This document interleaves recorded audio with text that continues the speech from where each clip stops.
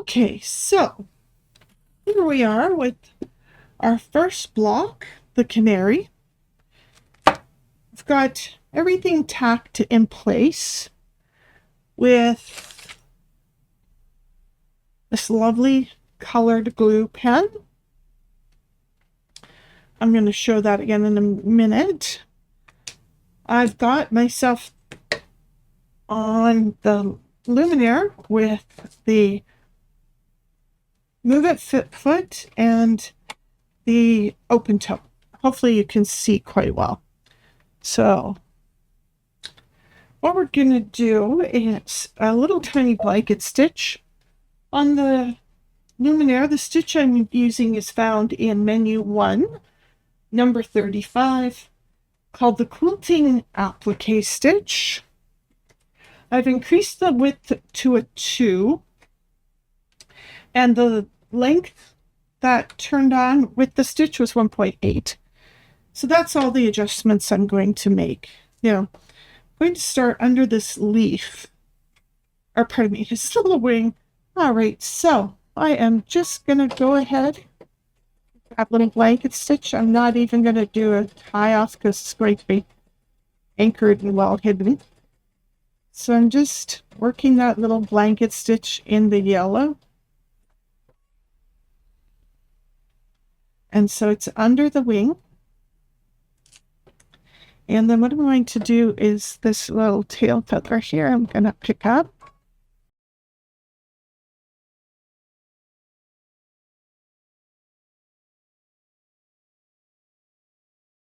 So always pivot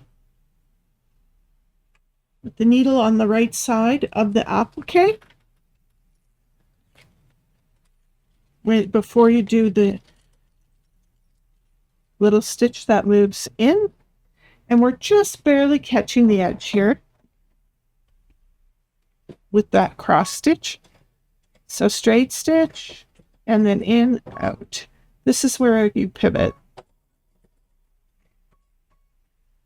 Sometimes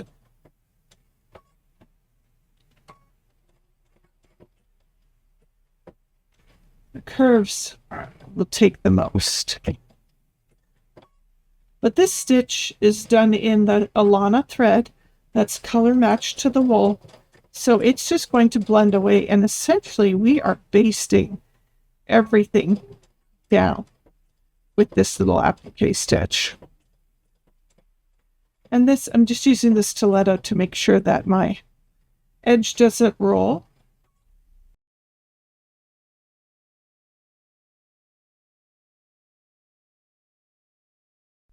I'm just going to stitch over that a wee bit rather than a knot. And this is covered up by the wing. Remember, we can use the scissors, but not the needle threader. So that's doubled over in that section. That'll anchor that nicely. Then I'm going to just put the wing down. What I'm going to do is just get in the tip of the tail there. Bird bottom, and just to anchor that with the glue, a little bit of glue just on that tip to hold it in place. Then I'm going to change color.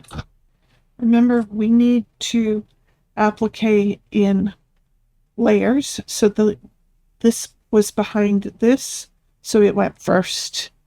Then at the moment, this black eye, the wing, the tail feather, the leaf, the branch, any of those could be next. Alrighty, we have our second color in, and we're going to do the tail feather first, then the wing, and we can start lift this up just to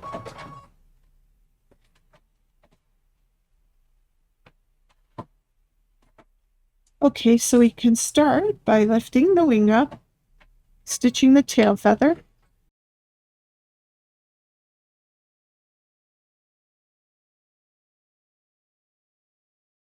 I'm going to do a tricky little thing here.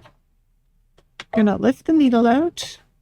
See, it's ready to do that little pick stitch. I am going to just slide back and let that pick stitch go into the tail. Little white and sorry, what do you call it?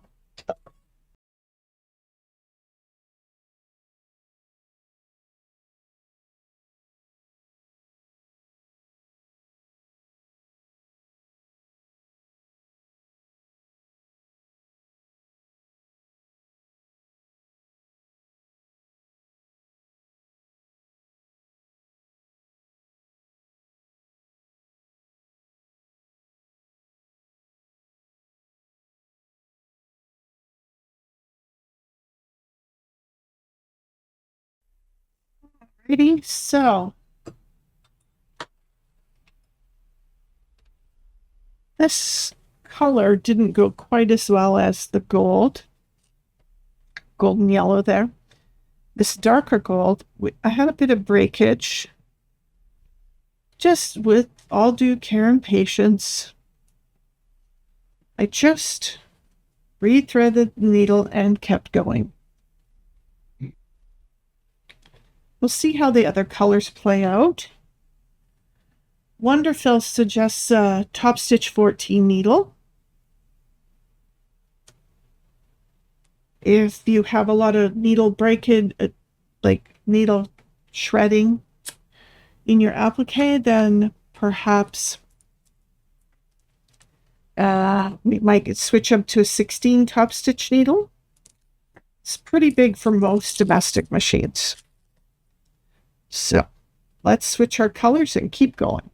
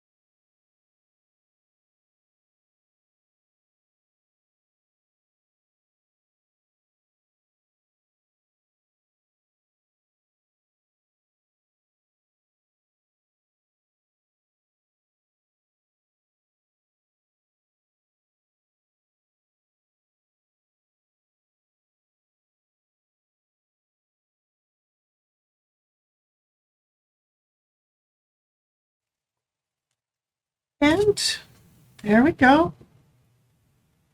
Block 1, Canary, all basted down. Alrighty, so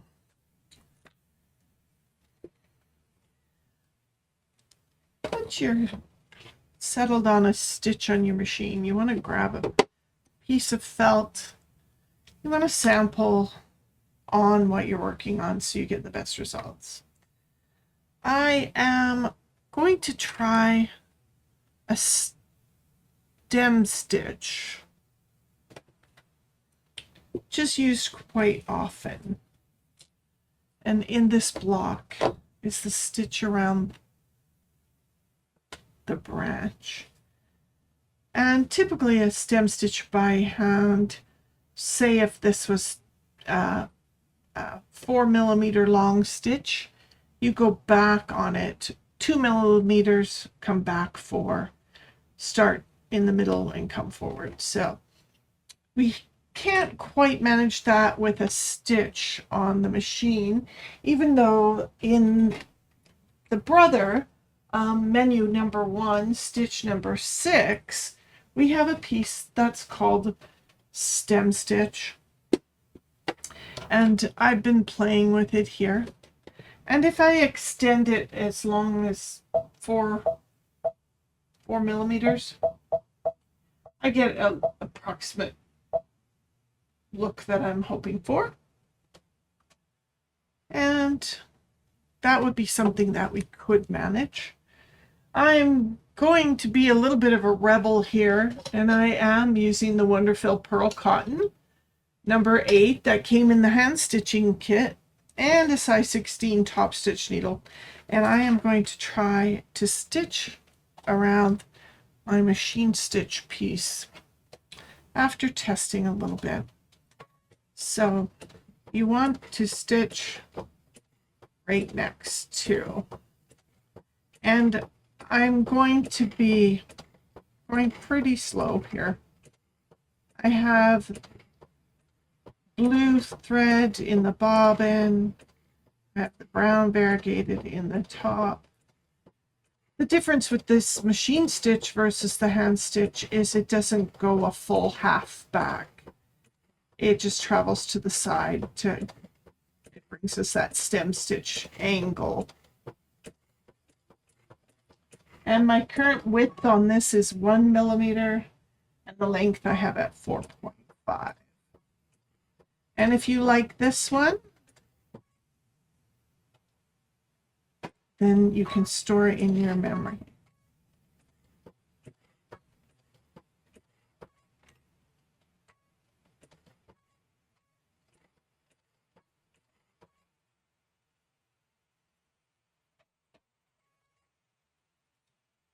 I use my needle up down button. I don't like where that will land.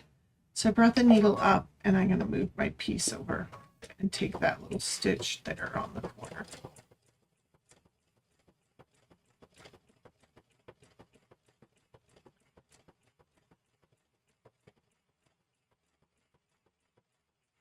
It's important for you to know where you're looking and where I am watching right this very minute. Just drop the foot. In the very back of the foot here, there's a middle mark. I'm keeping the edge of the fabric on that middle mark. And I didn't do a tie off at the beginning. I'm going to leave that little thread long there.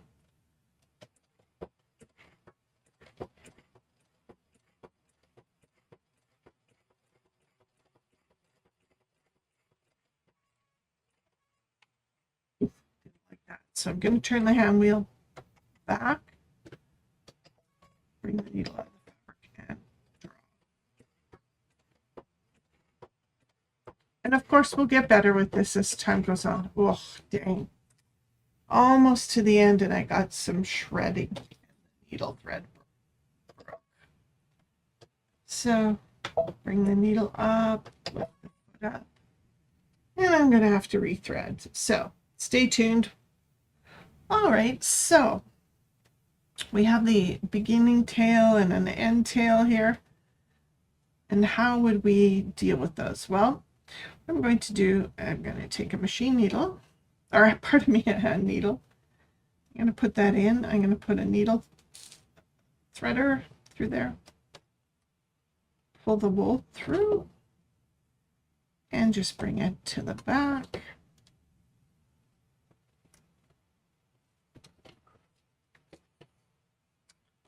Same with this tail. Just going to put the needle down in there. Grab my needle threader.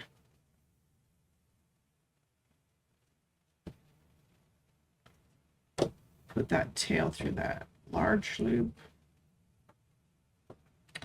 Some of the hand needles you can actually get the yarn through, but this is just simpler for now. So I've got that on the back. So both the start and end thread are on the back. We could simply just even tie those two together, just so they don't walk to the front again.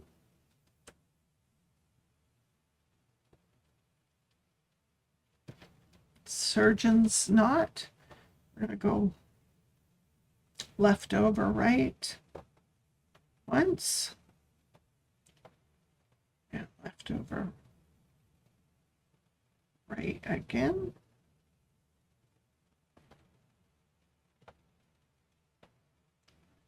Pull that down, and that will keep it on the back forever and a day.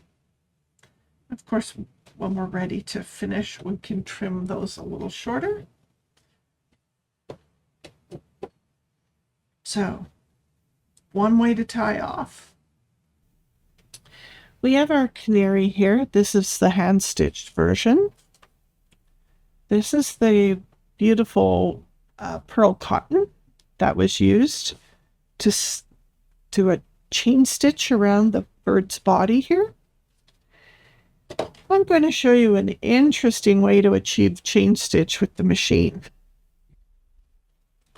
I have the blue bobbin thread in that we've been using all along, the Invisifil that matches that wool quite nicely. I've got a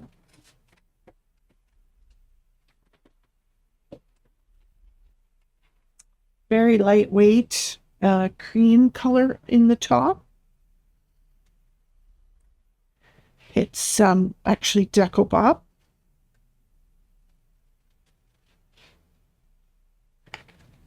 And I'm going to pull off 3 or 4 feet of this. I think that will get me around nicely. Just going to cut that off the wall.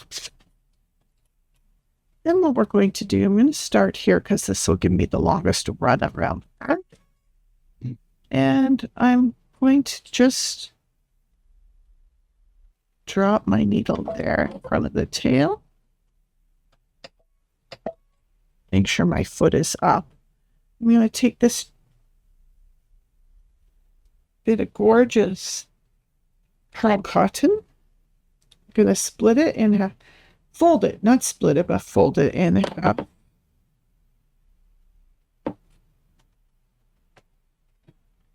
And what I'm going to do is I'm going to come from the back here. I'm going to wrap it around that needle.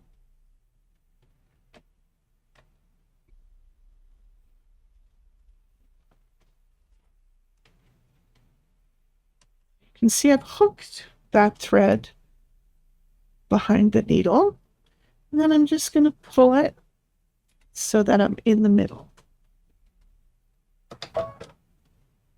And then what I'm going to do is take a stitch back,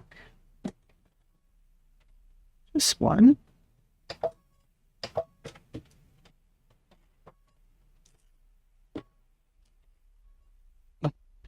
you're just going to catch that pearl cotton.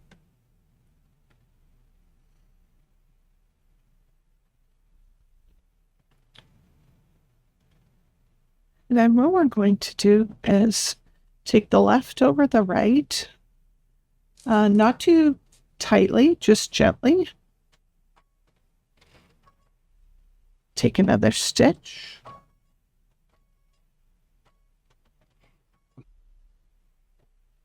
And I'm going to go wrap again.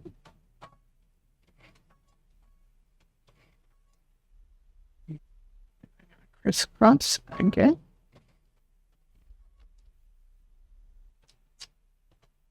And it takes a minute to get to good technique bouncing here. That's okay. Give you maybe just a little closer here. So in front of that thread, then cross that thread. Take a stitch, maybe 2, and you'll crisscross in front of it.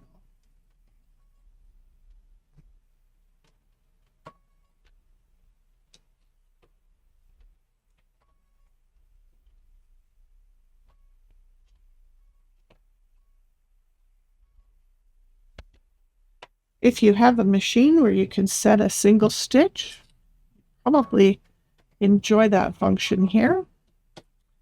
I'm feeling like with the weight of everything that I have right now, 2 stitches might be nice.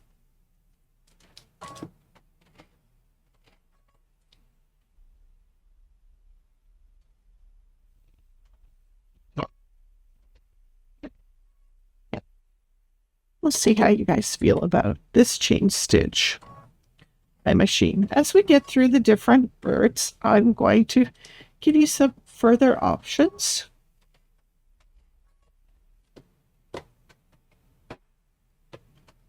And you get to choose how you feel about each stitch as we go along.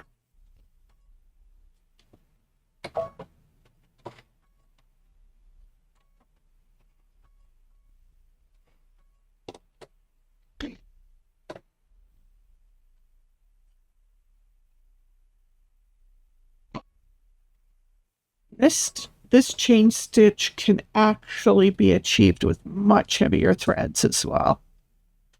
So don't pull too tight or you'll lose the effect of a chain stitch, the same as when you're stitching by hand.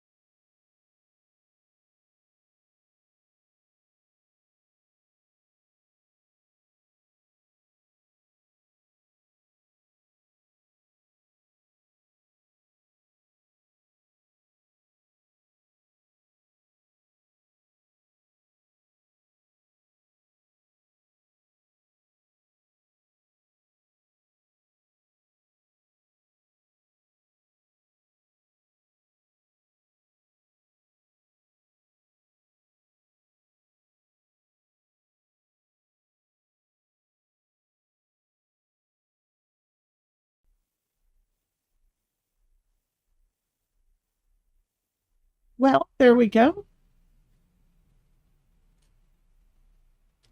You can experiment with this, decide how many stitches between your crisscrossing that works for you. But I think that's a very nice approximation of a chain stitch by machine. These tails, I'm going to grab those and thread them to the back with a needle. Let's just kind of slightly different look. And I'm going to proceed to do chain stitch around the wing and the tail here in the same manner, but using the orange pearl cotton. And just for interesting, let's start here, travel around the tail, and then we'll go around the wing, stopping where we started.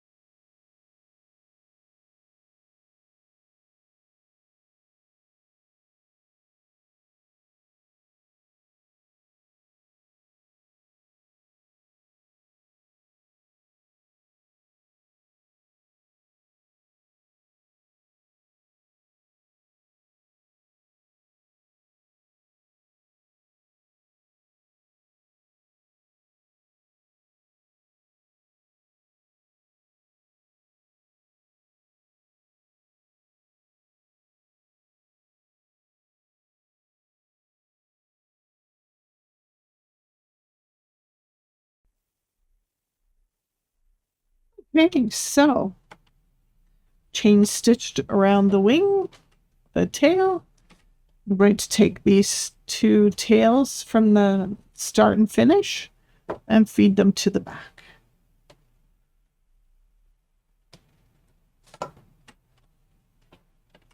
And I think that's a very nice approximation of our hand stitch here. I'm machine stitch there. This episode, we're going to do a machine version of that hand stitch, which is a Lazy Daisy variation. I have found something on my machine that's quite close to that.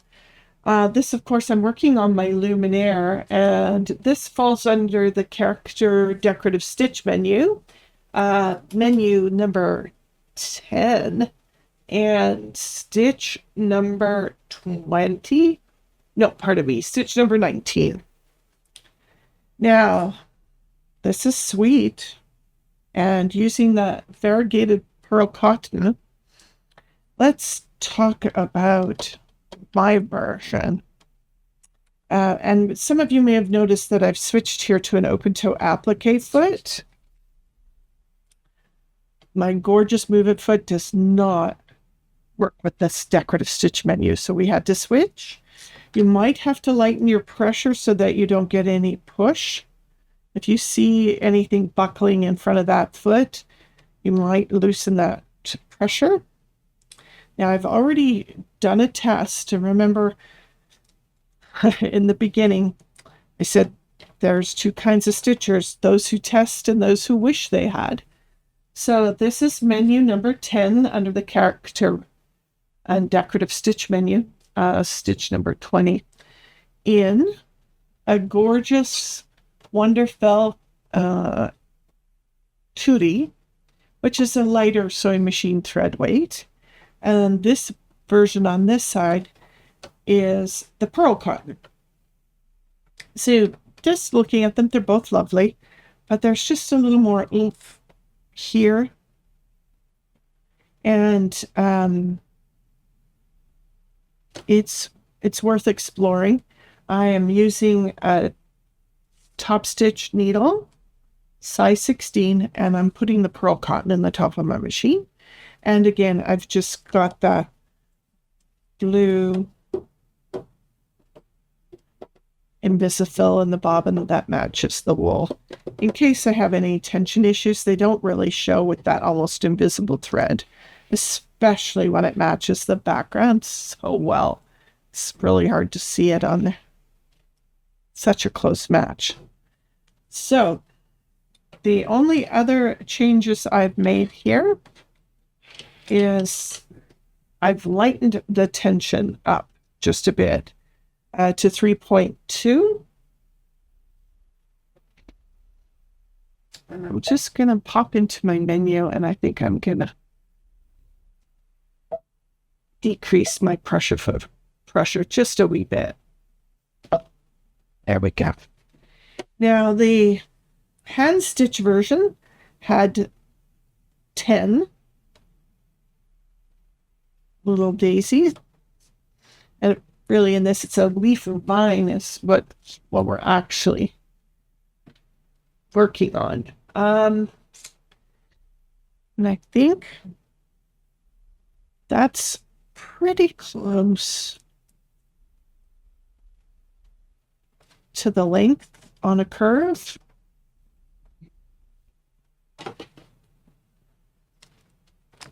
So what we're going to do here is grab our little canary, and we'll grab one of the markers we talked about in the supply list. Purple is the water soluble. Turn that this way. And the blue one, strictly water soluble. The air soluble means that over time it fades away to nothing. Depending on which one you have, be careful not to iron it. Sometimes that makes them permanent.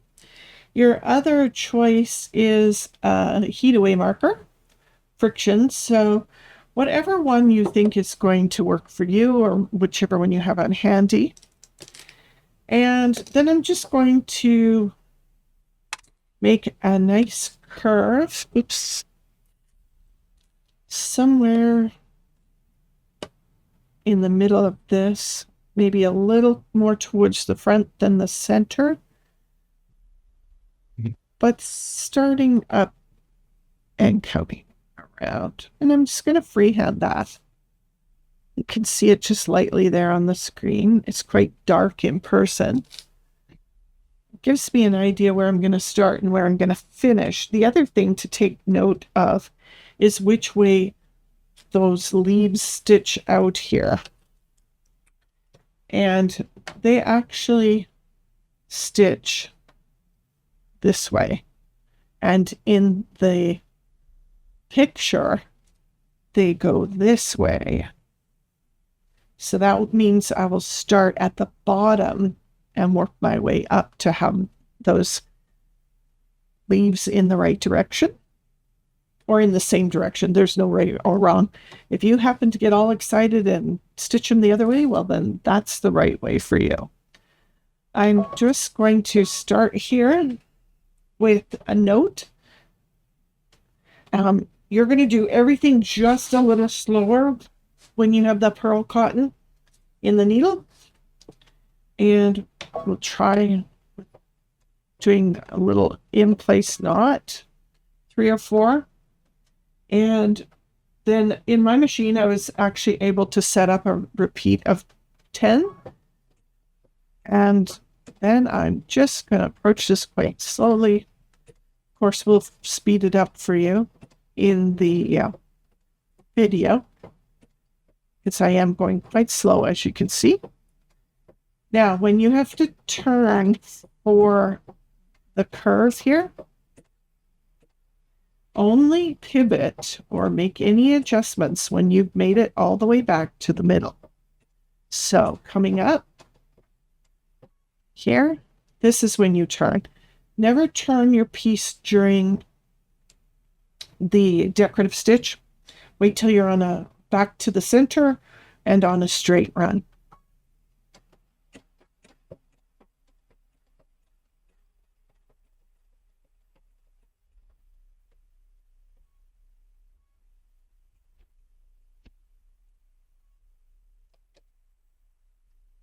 Threading will be part of the process. Okay, well, I have 3 of these completed, and remember I had programmed for 10. I'm going back into my machine and I'm going to program for the remaining 7 so that I can start at the beginning. Okay, so I've got 7 new ones programmed in. I'm going to start right at the base here. I'm going to give myself a little knot.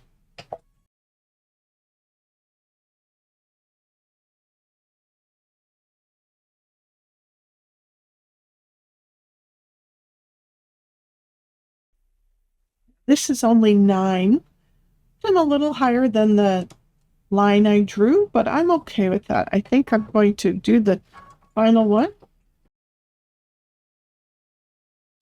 Now I've turned it this way so that I don't get any longer, and I'm just going to make that little knot.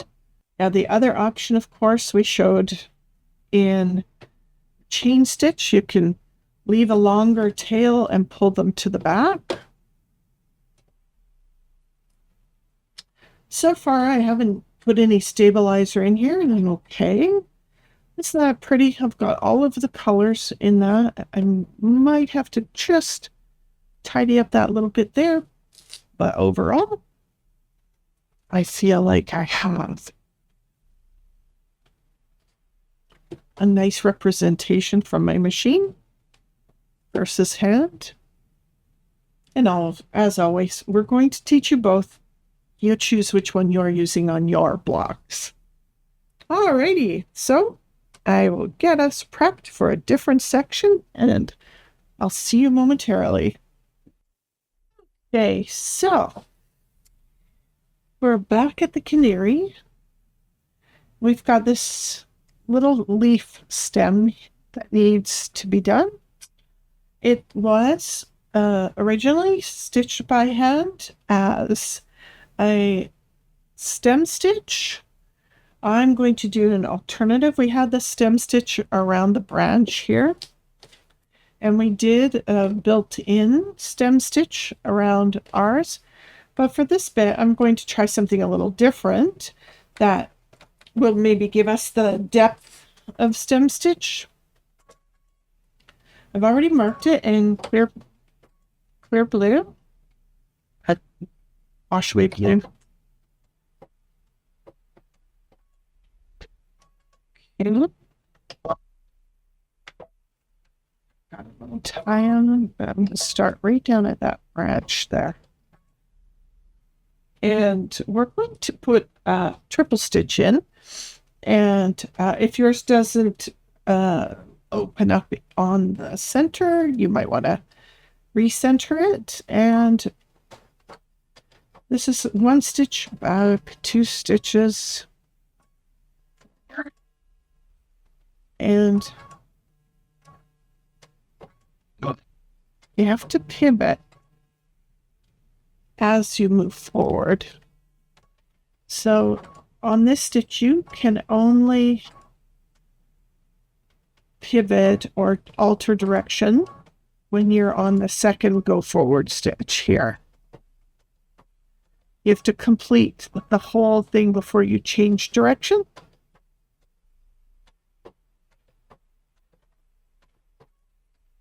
It's one too many forward for me, but you can back out of the stitch by rolling your hand wheel backwards.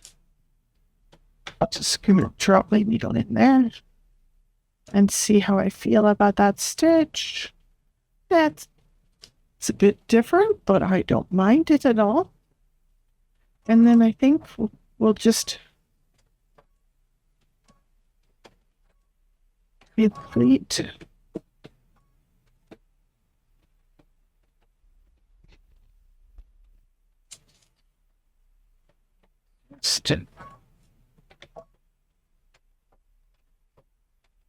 Do a triangle knot there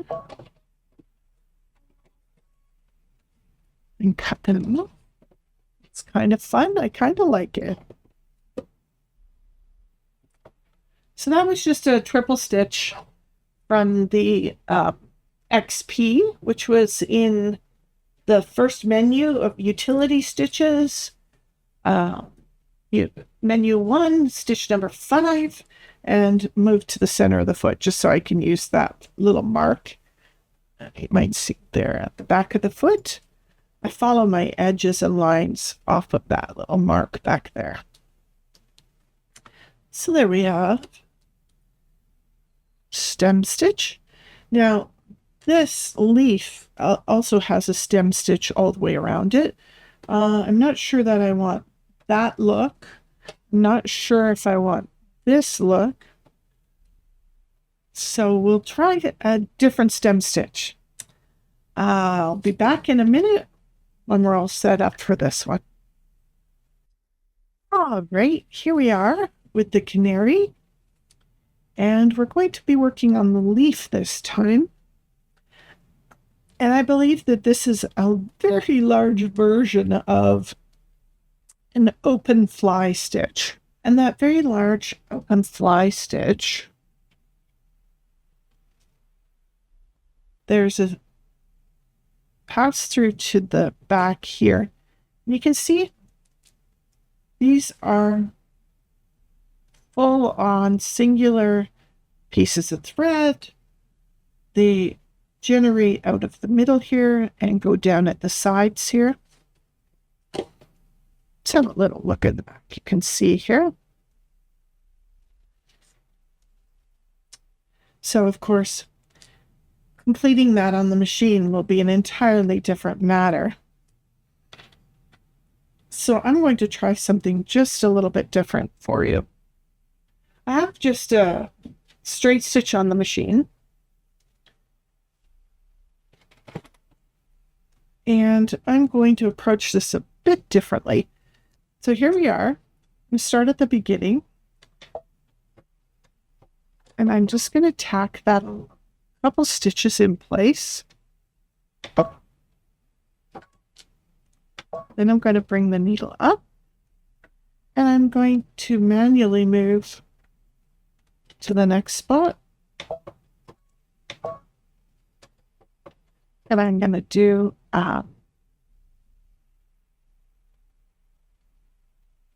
tie off there. And I'm going to lift the needle and I'm going to manually walk that to the next intersection.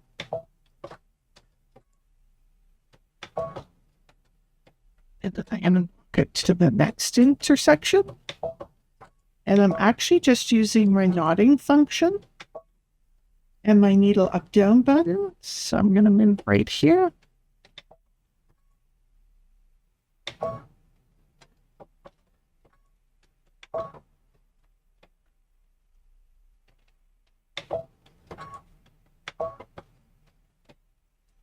So just a little tie off there.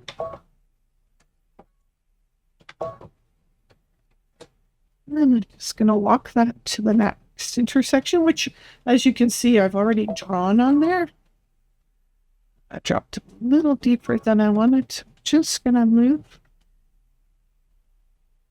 Some machines aren't very happy if you turn the hand wheel back. But on my XP, I can get away with it a little bit. Drop the needle there. Bring the needle up.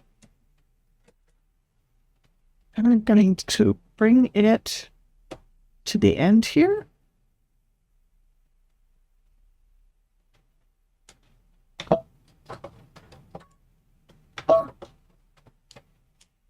A couple tie-ups there, and you can see that we have quite long, loose stitches, just like the hand stitch. And what I'm going to do now, since we're going to put a matching green heavy stitch all the way around, I'm going to see if I can get away with traveling up the side here. So I'm going to put one more stitch up there. And then I'm going to travel to here. I'm going to drop the needle in there. And then I'm going to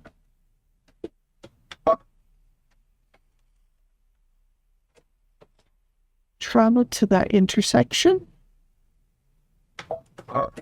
Drop the needle there. And I'm just using needle up down here. I'm just going to put myself in a straight stitch here out of the center. And I think I'm going to try just sneaking up the side with a teeny little straight stitch, because that'll anchor that and it'll bury it in the wool. And then I'll bring the needle up.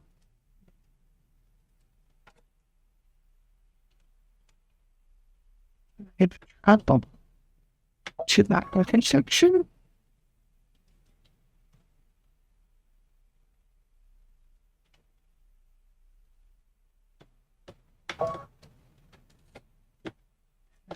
Travel out to the side here, drop my needle, and I'm going to sneak up to the next mark,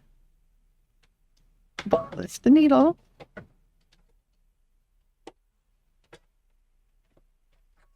drop my needle in the intersection, lift my needle,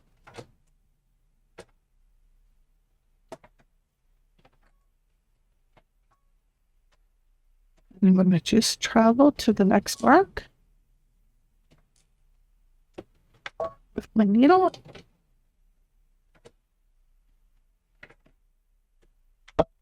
Drop my needle in that intersection.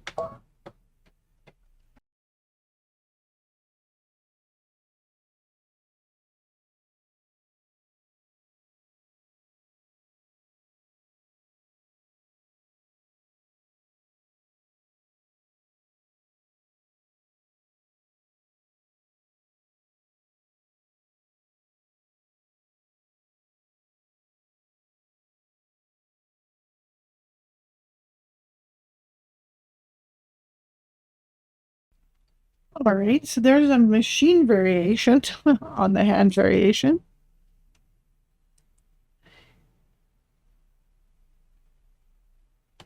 And I don't have quite as many there, but you know, pretty happy with that. So now to go all the way around that edge, let me get set up for that one. Okay, to the canary and the leaf. As you can see on the hand stitched one, got a lovely stem stitch all the way around. And I'm going to try a different stitch to give us that sort of heavy look. I tried that triple stitch here, and we tried the machine stem stitch here, all imitating the stem stitch. What I'm going to do is something just a little different, and it's worked for me in past, but I'm just going to use a straight stitch, and I'm going to make it a long one. Or I'm going to loosen the tension a little bit. 3.4, and we are just going to stitch around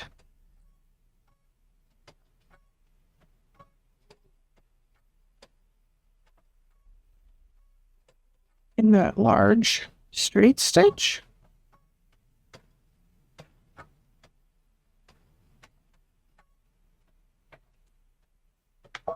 So not quite a point there.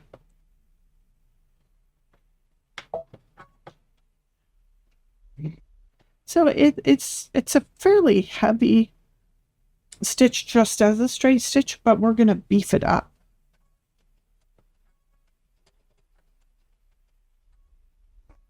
And it's covering up that darker green from the center stitches.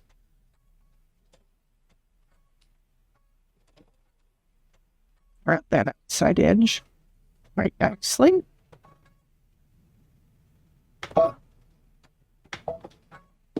Okay. And what I'm actually going to do here, I'm going to just go around again, and I'm going to push that darker green just under the stitch. And instead of a triple stitch, we're just straight stitching around at least twice. So we're going twice.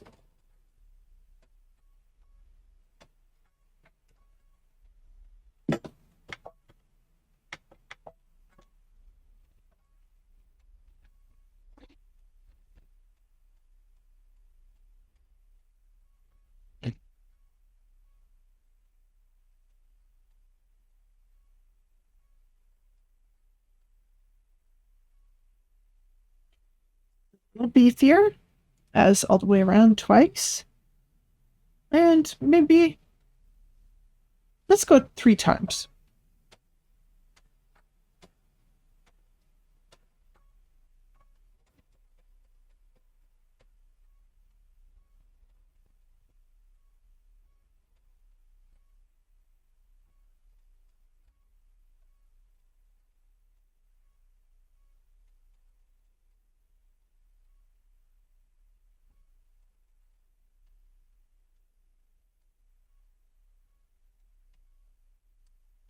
Go. I think that's quite lovely. Now, I could do a knot in place here, but I think what I'm going to do is just leave myself a nice long tail here. And I'm going to pull those 2 threads to the back and tie them off. There we go. I think that's a very nice approximation.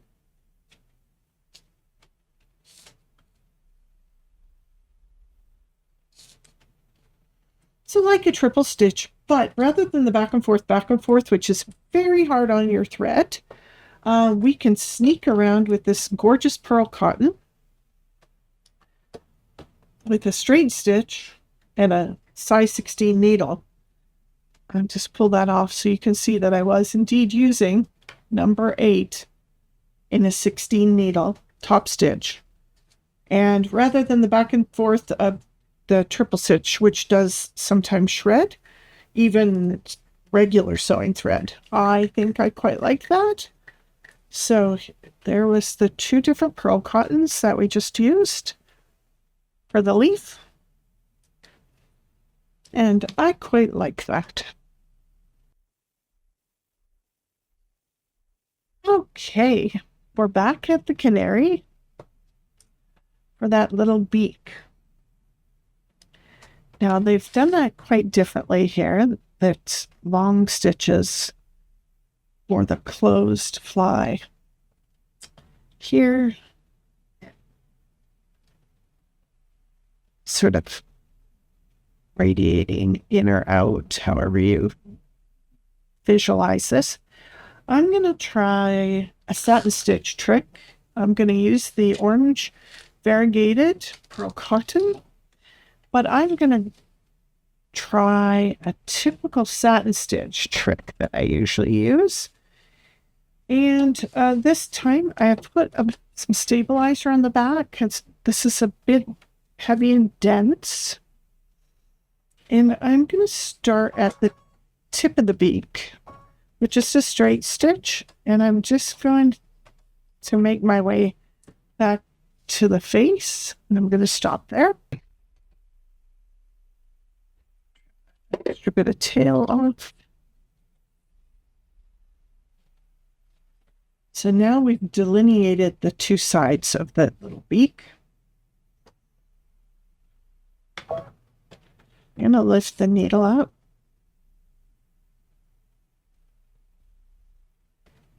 And what we're going to do is we're going to switch to a zigzag. And in this machine, that's menu 1, stitch number 10. And I think what we're going to do is 2 halves of the beak that meet in the middle where we differentiated that stitch there. And I think that's about a 0.6 wide back there for zigzag. So let's just try that.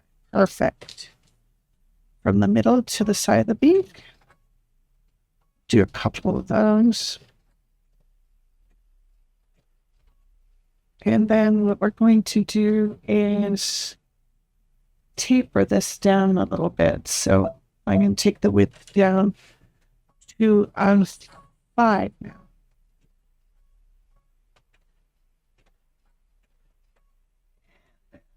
Four.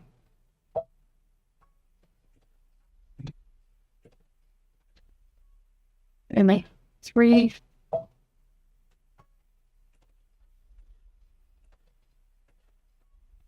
And then 2.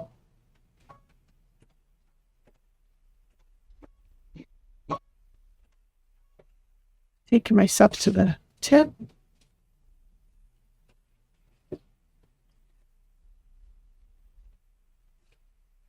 Just pivot. And we will make our way better. Let's just here, just a little bit. Couple stitches at 2. Few stitches at 3, meeting in the middle, couple stitches at 4,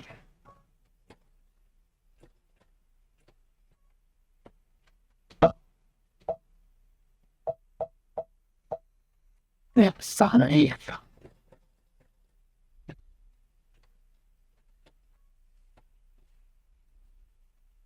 and for some reason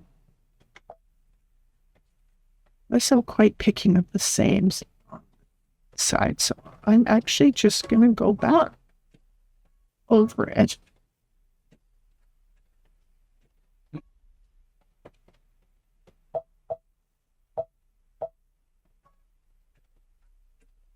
Which is okay, we're getting a whole different variegation here. I quite like it. So sometimes, you're presented with opportunity. And I'm just minimizing my stitch length as I get back towards the tip. Excellent, gal. Oh, I quite like what's happening there. All right, I'm going to switch out to a straight stitch here. And I'm just going to stitch back down the middle. Give that little differentiation there. And I'm also going to just stitch around the beak as well, just to give it more definition. This is just a straight stitch out of the utility menu, which is number 1, stitch number 4. And it just also tidies up those edges. And the stitch length I'm using there is 2.5. Then we'll go down here.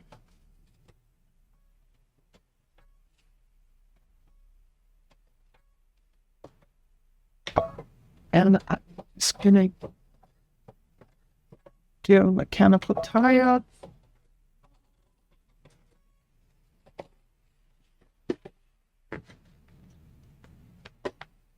And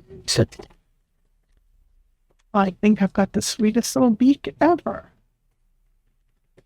And it worked out well from a perspective point. The upper beak is lighter than the lower beak. So it looks optically that might be correct in the sunshine. So there we have a little satin stitch beak. Hand stitch. And our machine stitch. I think they're both adorable. Now we have some running stitches doing a decorative fill on the edge. Here it is in the hand version. Now, of course, we can't do under on the machine, but we do have in the utility stitch menu of the Luminaire, stitch menu number 1, stitch number 33. Now, I've run a couple little tests on it here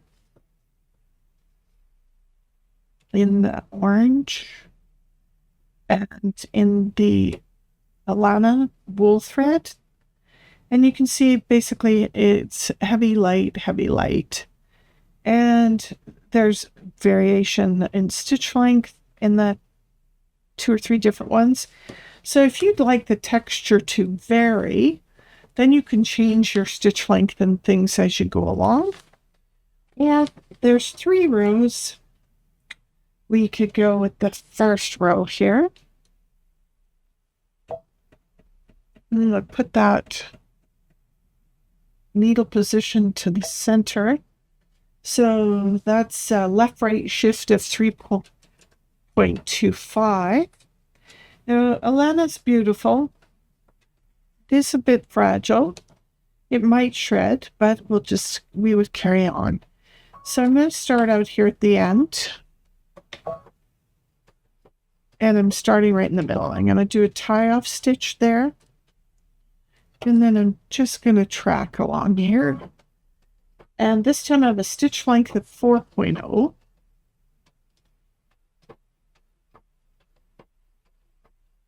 So it does these back and forth and then travels. And this is a fairly intense stitch with all that back and forth. Just share a little sneak peek. I've doubled my stabilizer just in that area. So smooth, steady, kind of slow, not too fast. You need to put the speed regulator on, do so. Okay, and I think that might be my last stitch there. And I'm actually just going to turn that back. And I'm going to just pull that straight out the back there. And I'm going to leave that tail there. And I'm just going to feed it to the back. It will help with that illusion. Need a tail just to get to the needle. So it isn't exactly the same as the in and out stitch that you can do with a hand needle. Now I think I'm gonna start middle there, tie up stitch. But just for a little bit of fun, I'm going to change the length here to 3.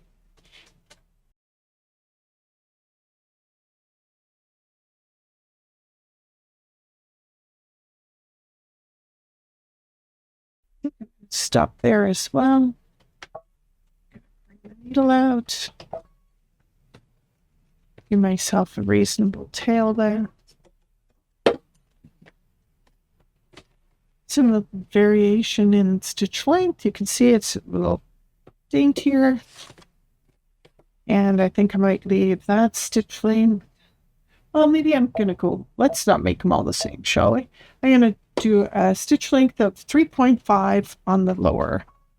And oops, needle, I think that I'm going to start just a little bit in. They don't need to be identical. And certainly we don't need them to be in line. We want them to look a little more natural. So do a bit of a mechanical tie off here.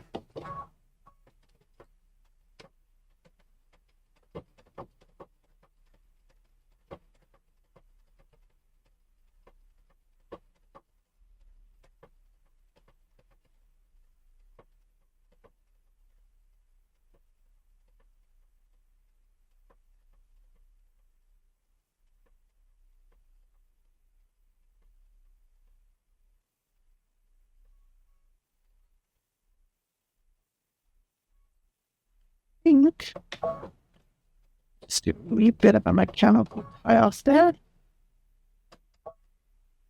But I'm going to again pull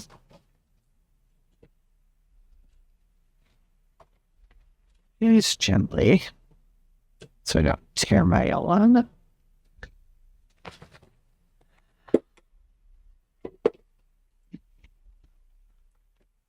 Yeah.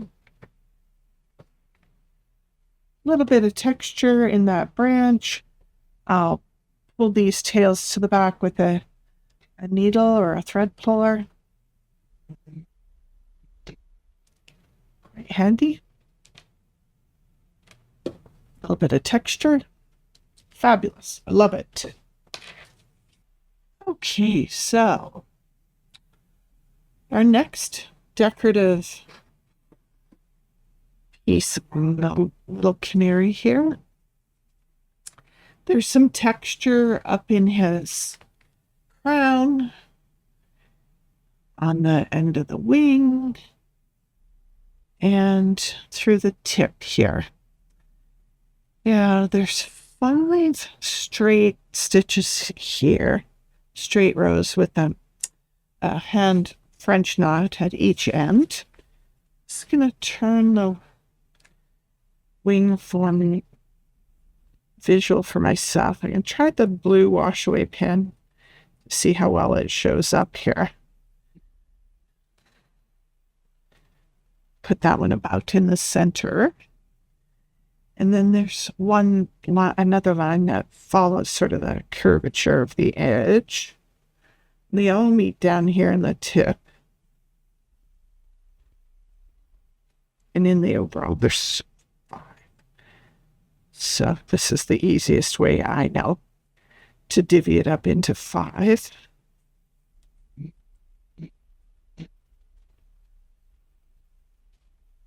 And then, of course, there's going to be a little French knot on the end of each one of those. And then through this area, there are, of course, these little stitches called the closed fly stitch. I haven't quite decided how we're going to do that, but these straight stitches, going to be using the pale yellow variegated. again in the needle. And the trick to the needle is using a large top stitch needle and going slow. And I'm still using a lovely Wonderful pre-wound in the bobbin. I'm actually using Invisifil, but you might be happy with a coordinating yellow in the bobbin in case you're having any tension or you don't want to have to deal with any tension issues. A yellow bobbin like that would hide nicely under there, or even one of the cream beiges would hide really well in this. But I'm using that pale blue Invisifil. So I felt it matched the best. All right, so let's head to the machine and we'll pick a straight stitch to mimic which appears to be a stem stitch. And we've had that sort of in here, and we'll have it down the road. But every time I'm going to try a different one here and there, so you have choices as we move along. This was one of the stem stitches here, and it's got a really nice texture, but I don't think I'm going to appreciate that here. And there's more than one way to get there every single time. So let's head to the machine. Okay, so let's talk about the setup here on the machine. Got my little block. Today I've got that clear applique open toe foot on, and I just want to help you to understand where it is I look when I'm stitching. And if you can see it in the camera, just there's a little line in the back here, which is the center of the foot. And right now I've selected triple stitch, and in my luminaire, that's in the utility stitch menu, and it's stitch 1-05, and I will probably lengthen that up to a 4, and then I have a left-right shift of a plus 3.25, meaning it turns on with the needle in the left. I've moved it back to center just because it helps me, because I'm going to be following these lines, and you can see when I drop the foot there, that little line I can keep on the line that I've drawn. And I've can I just lighten the tension up a little bit? Maybe to 3.4, I think is what's been working. It's all just a test and a guess to have it correct. Now, I want to show you this fabulous little gizmo that Wonderful has. It's called the Ultimate Thread Dispenser, and it helps manage threads so that the slippery ones don't pool to the bottom and get all tangled up. It comes in multiple colors. I just have a white one. So I believe pink, white, or blue you can choose. It will show you on the top of the box here. Now you can see I've put that ball of thread on, which was not meant for the machine, and it's going to feed off of there pretty nice for a bit. We'll see if it works. Then you can see I've got that pale blue Invisifil in the bobbin. Color 729. Weight is 100, so it's ultra fine. But what I liked about this one is if I have any tension pops to the top, it pretty much matches that blue background, and it will just vanish away. A little tip for you, if you're trying to pick a thread you want to disappear and you have two choices, always that might work for you and you don't know which one to choose the one that's slightly darker. The slightly darker tends to hide in the background. This blue does fabulous in the back. Let's just see here. So you can see my basting stitch was a large blanket stitch. You'll remember that from the beginning, but you see it just pretty much disappears into that wool. Okay.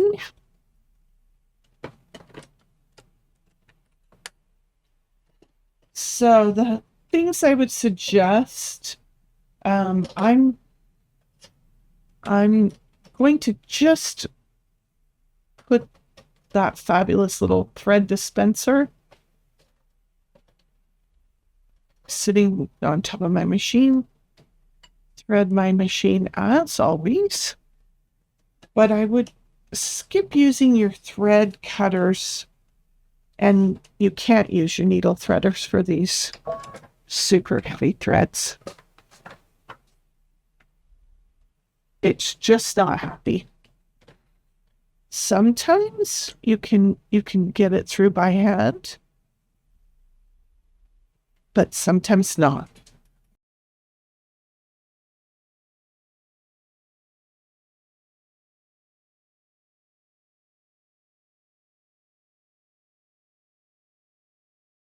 That's my stitch.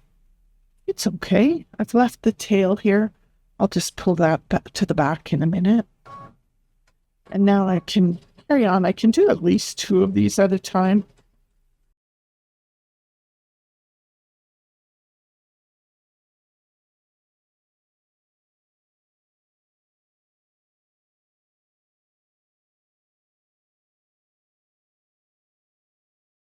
When you have to change direction on these, stop and pivot at the end of the pattern repeat. So you see it's and then one back, one forward.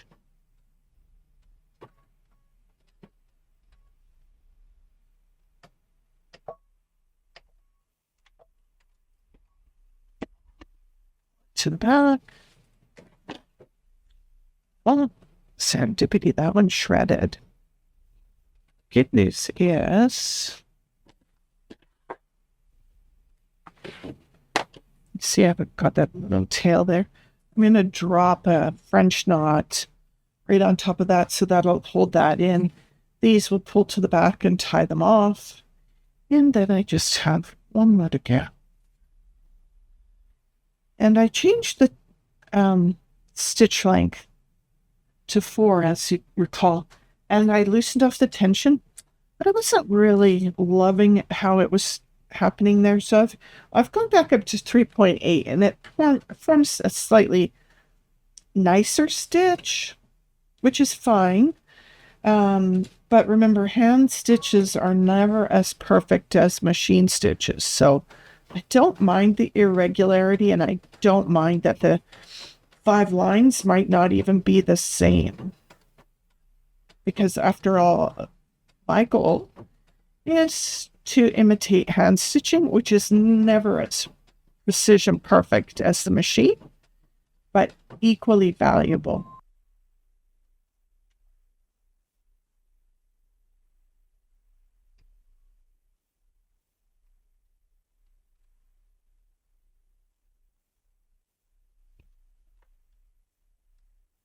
I think that's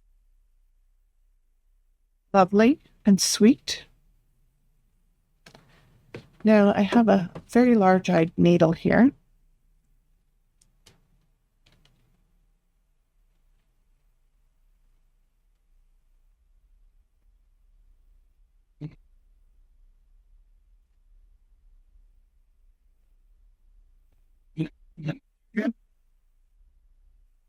I'm just going to bring that up to the back.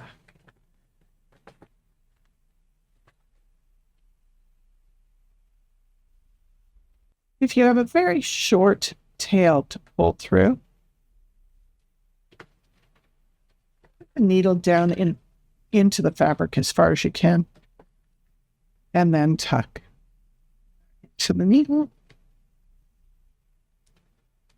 and then pull through. If you don't have enough room to work it down, if you've got too much fray on the end, just trimmed up again. Loop and tail wand. It's an OESD product. The embroiderers use it.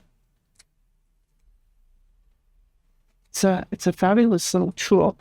It's like $5. It's kind of a big fat needle with no eye, no hole in it, but you can barely see it, but it's raspy and smooth down here, but raspy up here. So when you have something little like this, can I just push the needle into the project?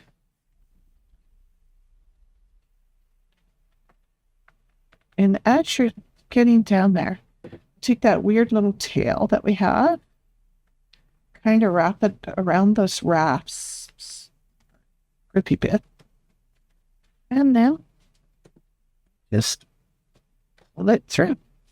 And it takes that little furry bit, really hard to see there, but you got it around to the back.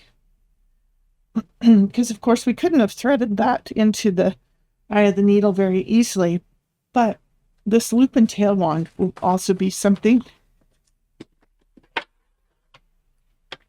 that we could quite nicely take any of these through, and then you don't have to worry about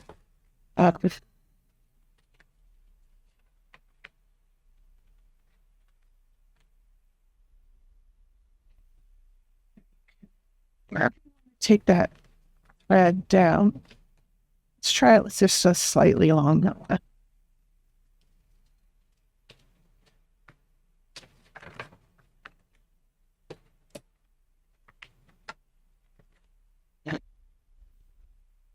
Oh. See, breaking the back, and then I can just pull it all the way through. So it's a little easier for some of us who maybe our hands aren't working, or vision needs multiple focals. Having something like this, a little more simple for us to use. I kind of like it for this. My thoughts were that it would absolutely work. And here I am. Proving it I can. I didn't quite get that one. Just gonna try again. But then you don't have to thread a hole. You don't have to see the eye. And just showing it on camera. Here's the hard part. There we go. So I've got those tails pulled down nicely. I'll do the same there. No needs to keep you waiting and watching that. I've got those beautiful stitches here. I think the triple stitch did a nice job mimicking the stem stitch that we had there. And now we'll have to find something that'll make a great French knot. Now, another one would be, we could have started here, ended here, and left this much longer tail, and actually made a hand French knot. But remember, my task is to walk you through this, doing machine samples of hand things, and I'm up for the challenge. But if you are someone who's willing to do a little bit, I would have left big tails at the end there, made a French knot, and sewed it in by hand there. I would have found that actually pretty simple for me. But the challenge wasn't to do a combo. The challenge was to do machines. Okay, so I've chosen and tested the stitch that I would like for a mimic of the French knot. It's in the Luminaire menu, number 306, and I've selected a single repeat. And of course we need to go slow so we don't continue on, but it's a star stitch. And then of course I'll just take the tails and tuck them to the back and tie them together. I'm going to leave the length and width alone, and I might just lighten the tension just a bit. I didn't for my test, but you can see that that does pull to the back a bit, the yellow, which is a good thing. And there's my two tails of the bobbin thread from the start and finish. Now remember, there's those of you who test and those of you who wish you had. So be whoever you need to be. So again, I've got the stitch out of the utility stitch menu 306, and I've selected the single repeat. If you're not sure how that works for you, then do check your manual. So remember, I'm going to drop the little French knot at the end of those tails, probably right over that last stitch. And what I'm just going to do is very slowly, carefully go. This is going to stitch around back and forth, in and out of the middle, back in the middle, and I'm pretty sure that was the final stitch, and then it moves forward, as you could see, and that would be the last stitch for there. So I'm gonna pull myself a nice tail. Don't really have to trim the bobbin.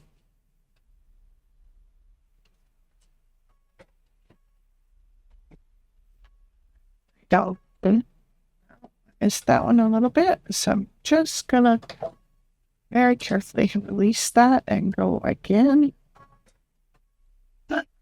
So just clear that stitch and try again. There we go.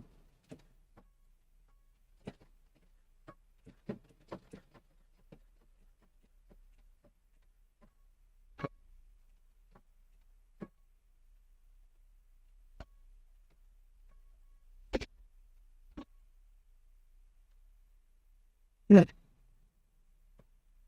Not a fan of how that turned out, but the first one did much better. It's just,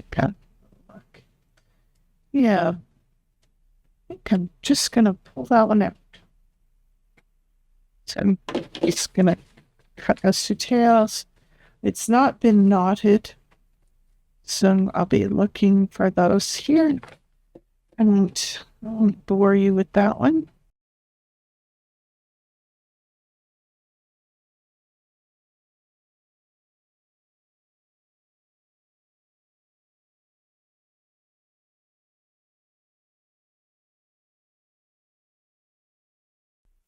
Okay, so now I have a version of a French knot here. I'll pull all those tails to the back.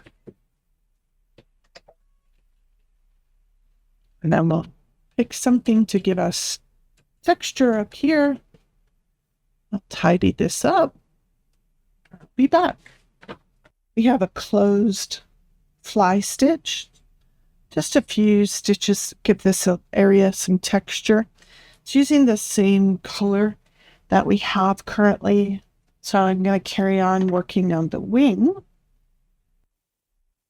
Okay, so we've got these little fly stitches up on the wing, and I've been playing around with a technique. We'll see. This one's a little fussy, but we'll see. We can do other things, and we'll have different options as we go along. But what I've got is just a straight stitch, very long at 5 millimeters long.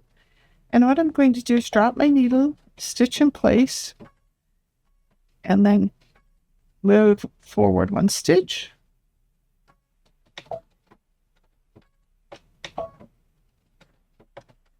And stitch in place. Needle, thread, and I'm just going to pop along and do a bunch of these little stitches. And I've got them marked so I remember the direction of stitching. So I'm going to drop the needle, stitch in place once or twice, then move forward one, can drop another stitch in place, and then I'm going to move forward one, stitch in place, and I'm using my knotting function. Lift the needle, like the foot, go straight to the back, and I'm just going to create a bunch of these little V's all over the top of the wing, and then I'm going to pull all these tails to the back and tie them off. So that'll be the fussy part, but it's working. All right, so we've got a little bit of texture here in the little crown on the canary. They're just little running stitches, and if you recall, we did some quilt stitches here that did a heavy, thin, heavy stitching. Not sure that I'm going to repeat that in here. What I think I might do is just to pick a simple straight stitch and maybe 2.5 inches long. I'm going to start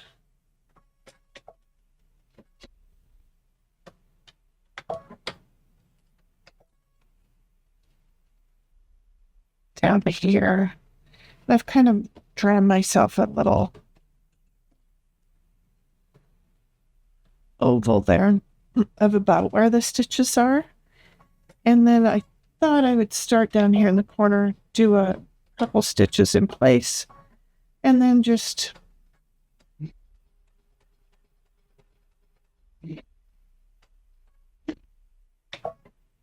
stitches in place there.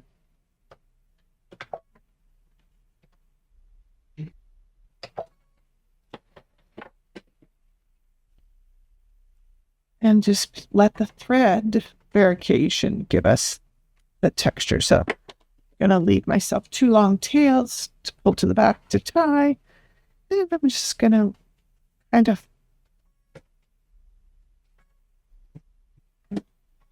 start that one again.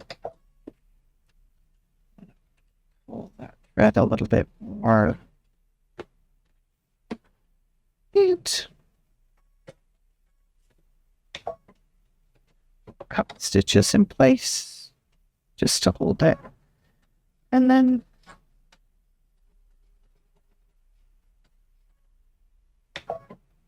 a couple of stitches to tie off the end, pull it out of that, give us some nice variegation.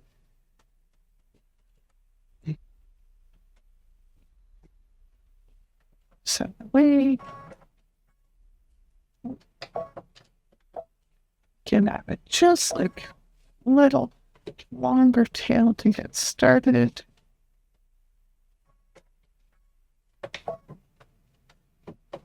Just a couple in place, and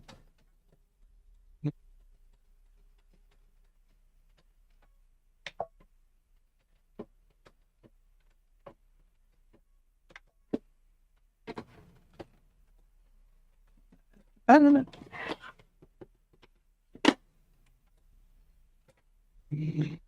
Just a couple, 3 or 5 lines. Your brain tends to like the odd numbers. 2s, 4, 6s don't look quite the same. So I'm just going to do another one in here.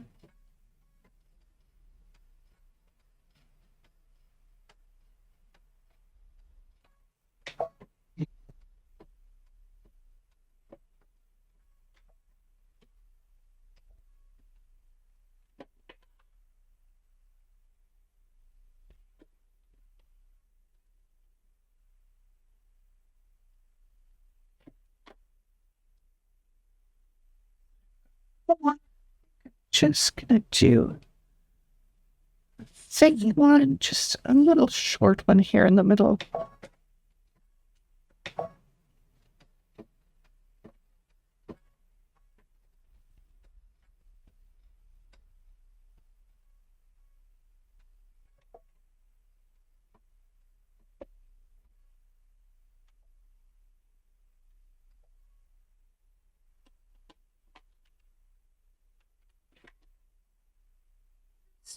There we go.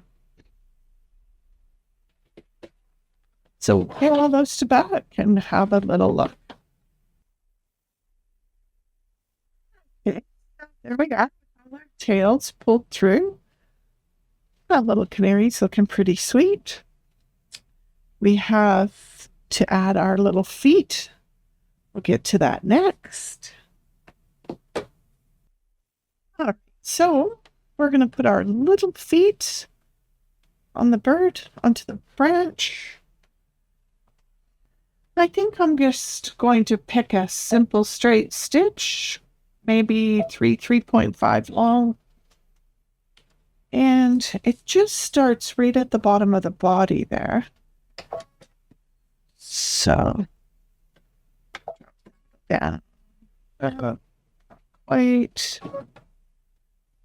Just gonna move that kind of closer. Drop that right where I want it. Take a stitch in place just to help hold it. I would hold the tail to the back after.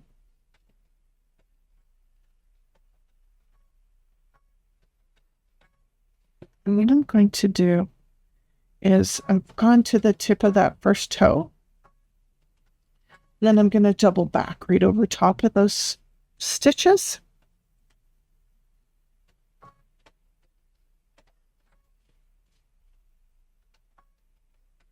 And right back in and out of those same holes.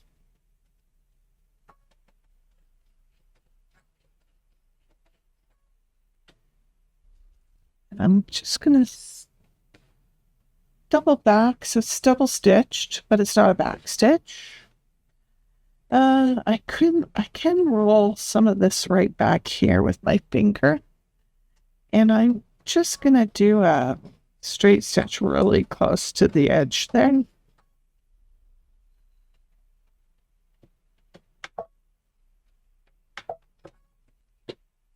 And when that rolls back, it's going to hide that stitching. And I'm going to do the same thing here. 2 stitches or so onto the log. Complete. What? If you'd like to make them slightly different size, you can. Slightly longer, you can. And I'm going to go right back to the start of this leg. I'm going to take just an extra stitch in place. And then I'm going to pull that out the back, give myself some extra thread. And then I'm just going to take the start and the finish and pull those to the back. And voila, we have the cutest little feet ever. Okay, so final step on our little canary. There's 2 little woven circles here. There's a few things that you might enjoy. We could, instead of woven circles, we could pop a couple little red buttons there. They could be the same. I think about a 1/2 inch is what we need. Found some shiny red ones. They're a little bigger. If you want a bigger statement, you could put those ones in. If you don't want them to be the same, in my button box I found a couple different ones.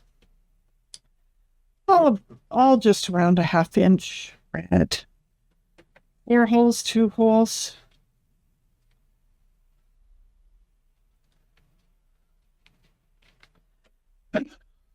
I'm going to set of matching ones about the same as this one here, but just a little bigger. These ones happen to be 18 millimeters or 11/16. Just a little bigger than that. So we could sew those on by hand or by machine. Whatever would suit.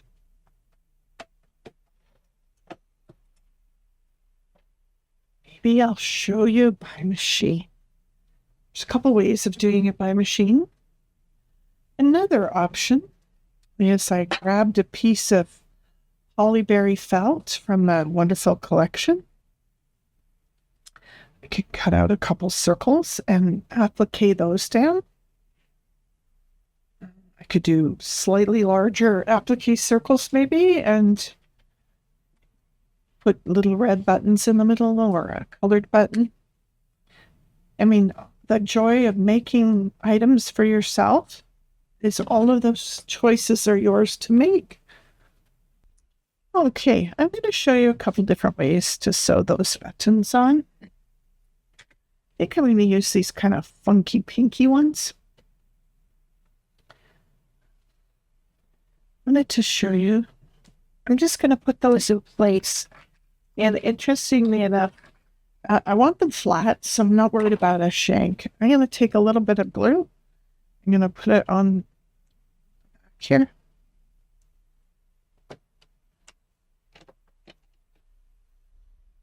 Right on the felt.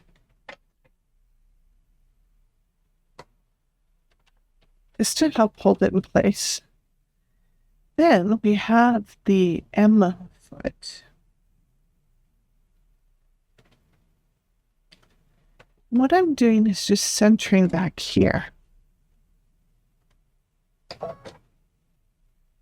And I'm going to just hand turn the wheel and make sure that I'm clearing the middle. Yeah. Perfect. In your utility menu is a buttonhole menu. In the Luminaire, it is menu number 4, and way down at the bottom, 423, is this button sew-on program. Because interestingly enough, the holes in the buttons are the same distances apart unless the button happens to be antique, vintage, or handmade. So there we are. Tested the stitch, and now I'm just gonna sew. Program, you can see it knots itself and then it stops. And I will cut the thread and we pull that forward. We'll line this again back there.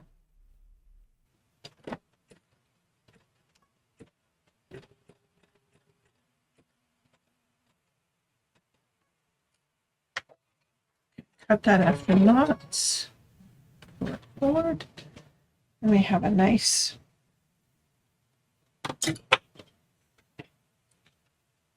stitch there. Trim that tail.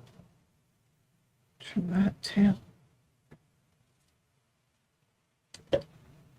Most machines these days come with a button sew-on foot.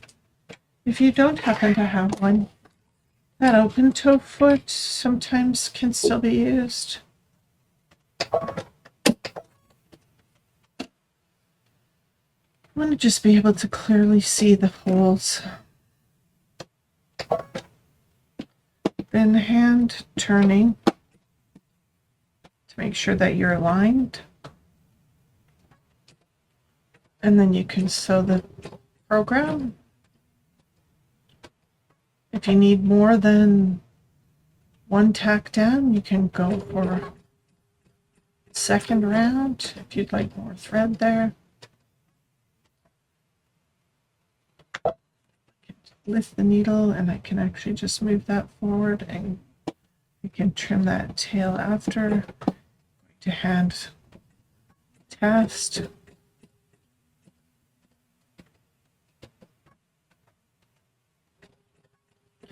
I'll do 2 runs since I did 2 on the last one.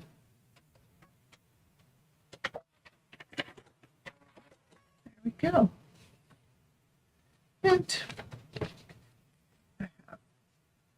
2 red buttons in lieu of the woven circle. And as we come along, little features like that will carry on. And thus completes the canary. hopefully you found some useful things in there, and we will move along to the rest of the aviary.